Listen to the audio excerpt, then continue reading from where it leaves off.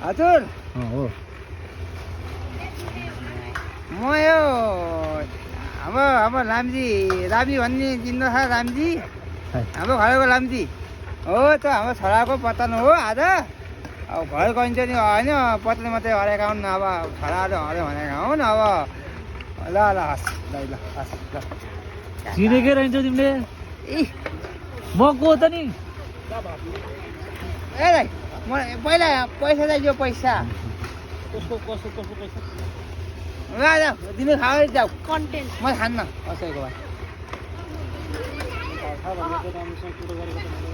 हिँडेन भाषा नै भाषा दिन्छु पैसा भाषा चाहिँ दिइहाल्छु पैसा ल जाऊ कति दिन्छौ 5 रुपियाँ दिन्छु 5 रुपियाँ बाबाजीमा 100 दिएको 50 हुन्छ 100 रुपियाँ कस्तो हुन्छ रातो हुन्छ रातो हुन्छ रातो भन मिलेन यो चाहिँ 5 को भनेको चाहिँ तिमीले त 5 त दिइहाल्छु नि म रातो हो तिमीलाई रातो चाहिएको यही हो देखाएको यही मागेको मैले रातो हुन्छ त रातो दिन्छु रातो हो बताएन अब कसैको पैसा चाहिँदैन जा लैजाऊ लौके अनि रातो यही त हो नि लाज तिमी लाज म जान्छु भाषा जाऊ के भाषा र अन्त म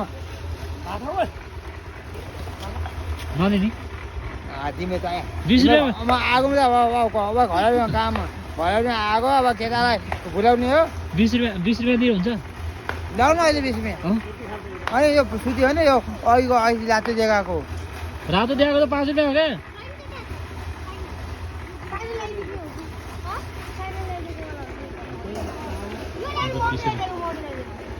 अहिले जान्छ यो होइन यो होइन आगो अब यो लियो भने लियो नत्र म दिँदैन फेरि म डाइरेक्ट पुलिसको लाउने यो लाउनु नि यो यो त हरियो भन्ने भए दिन्थेँ हरियो भन्दै भनेन हरियो हरियो म त झन् उल्टै लिएर जाने हो अब त अब 5 रुपियाँ छैन मसँग काटेको स्याउ दिने भन्नु न खाएको स्याउ दिनुहुन्छ र हुन्छ आज चाहिँ हामी यता छौँ हाम्रो असीम भाइको वर्तमानमा राजेश सरलाई धेरै दिनपछि भेटियो ल खेते ल बसे ल बसे ल खेता ल हेर कसरी हेर ल बस कसरी हेर ल मान्छे भाडा